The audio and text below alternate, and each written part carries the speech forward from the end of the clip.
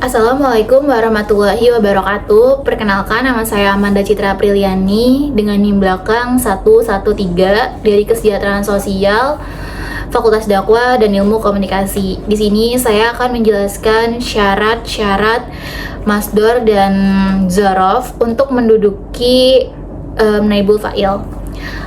Lalu di awal saya akan menjelaskan definisi dari naibul fa'il. Naibul fa'il adalah istilah dalam tata bahasa Arab yang merujuk pada pengganti pelaku atau fa'il dalam kalimat yang menggunakan fi'il mabni majhul. Yang ini berarti bahwa jika fa'il dihilangkan, maka suatu kata lain dapat menggantikannya tanpa mengganggu struktur kalimat tertentu. Lalu ada juga pengertian dari masdor dan dzaraf. Masdor adalah bentuk kata kerja yang menunjukkan makna dasar dari kata kerja itu sendiri tanpa merajuk pada waktu atau pelaku tertentu. Sedangkan dzaraf adalah kata yang merujuk pada keterangan waktu, cara, tempat, atau keadaan yang berhubungan dengan kata kerja. Lalu ada 3 syarat utama bagi dzaraf dan masdor untuk dapat menjadi naibul fa'il yang perlu banget diperhatikan. Jadi yang pertama itu ada pengkhususan. Dzaraf atau masdor harus dikhususkan dengan cara tertentu seperti diberi na'at atau dimudofkan. Seperti ini contohnya itu sam dapat diubah menjadi lebih spesifik seperti dengan menjadi yumu asami. Lalu syarat yang kedua ada musarraf. Dzaraf atau masdar yang menjadi naibul fa'il harus yang mustarif, artinya dapat berubah-ubah dan tidak selalu nasab. Contohnya itu seperti tarfi yang biasanya tidak nasab tapi bisa menjadi musarif jika diberi konten yang tepat. Lalu syarat terakhir atau yang ketiga itu adalah ketiadaan mu'ul bih. Jadi menggantikan fa'il itu bisa jika tidak ada maf'ul bih aja yang hadir dalam kalimat. Jadi kalau misalkan ada maf'ul bih, maka maf'ul bih lah yang menggantikannya. Tapi kalau udah nggak ada maf'ul bihnya, baru nanti dzaraf atau masdar yang akan menggantikannya. Lalu selanjutnya saya akan menjelaskan jenis-jenis kata yang boleh menggantikan selain maf'ul bih. Itu kan yaitu dzaraf sama masdar ya. Nah, tapi juga untuk menjadi naibul fa'il jika memenuhi syarat-syarat tertentu aja. Namun juga perlu diperhatikan bahwa ulama nahwu memiliki pendapat yang berbeda-beda terkait hal ini. Yang pertama tuh kan ada masdar mustarif, masdar yang berubah-ubah dan tidak selalu nasab dan dapat menjadi naibul fa'il. Contohnya tuh kayak ida maraitani, di mana ida marayatani, di mana idanya itu adalah masdar mutasarif. Lalu yang kedua ada jar majrur, huruf jar yang mutasarif dan majrur yang dapat menjadi naibul fa'il. Contohnya tuh kayak innahu, maka huruf in itu adalah jar musarif yang majrur. Lalu terdapat pula struktur kalimat yang tepat. Yang pertama itu ada fi'il madi, yang mana jika fi'il madi adalah huruf awalnya tuh didomahkan dan huruf sebelum akhir itu dikasrohkan. Sedangkan yang kedua itu ada fi'il mudhari.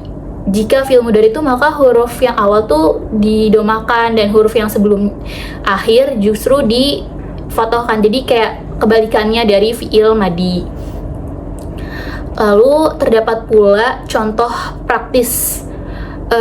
Contoh praktis di mana dzaraf dan masdar ini dapat digunakan sebagai naibul fa'il. Contohnya tuh kayak doroba amru zaidan al yamun. Di sini tuh kalimat amru adalah maf'ul bih yang menggantikan fa'il, sedangkan yamun adalah dzaraf mustasif yang akan menggantikan naibul fa'il. Lalu ada contoh kedua juga yaitu si Ramadan. Di sini kata Ramadan itu adalah isim alam yang mutasarif dan menjadi mustaq sehingga dapat digunakan sebagai naibul fa'il. Selain itu juga ada contoh kalimat lain seperti yahmadu ajtihadukum, yang mana ajtihadukum ini itu adalah masdar yang berfungsi sebagai naibul fa'il, yaitu menggantikan pelaku yang tidak secara langsung. Selanjutnya juga ada contoh dari kalimat masdarnya tuh seperti uhtufila ahtifalu azimu, yang artinya tuh pesta besar dirayakan. Jadi kata ahtifalu itu merupakan masdar yang berfungsi sebagai naibul fa'il. Lalu ada pula contoh dari kalimat zorof. Contohnya tuh kayak syahidat lailatul qadari, yang artinya malam al-qadar disaksikan, yaitu jadi kata al-qadari sebagai naibul fa'il yang menggunakan pelaku yang tidak disebutkan. Jadi kayak pelaku tidak disebutkan itu di kalimat tersebut.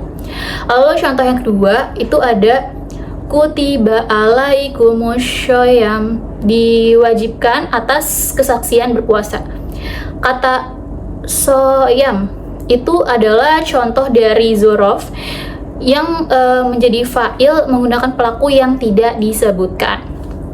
Lalu terdapat beberapa kata yang tidak boleh digunakan sebagai naibul fa'il karena tidak memenuhi syarat-syarat yang telah dijelaskan.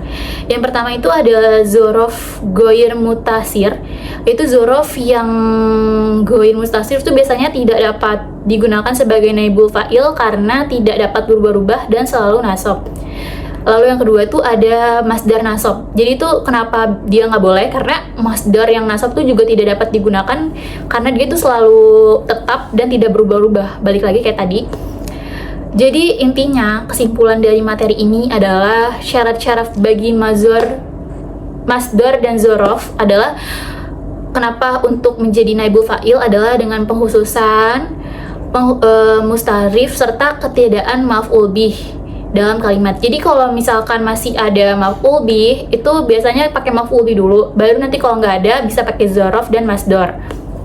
Dan ada penghususan dan ada mustarif juga, baru kita bisa menggunakan syaraf dan menggunakan zorof dan masdar untuk di kalimat pengganti itu. Makanya pengetahuan ini tuh penting banget dalam mempelajari tata bahasa Arab dan membantu meningkatkan kemampuan berbahasa dalam di bidang nahwu sorot. Sekian pembelajaran materi yang saya sampaikan. Apabila ada kesalahan dalam materi yang saya bawakan, mohon dimaafkan sebesar-besarnya karena saya juga masih minim ilmu. Wabillahi taufiq wa hidayah. Wassalamualaikum warahmatullahi wabarakatuh.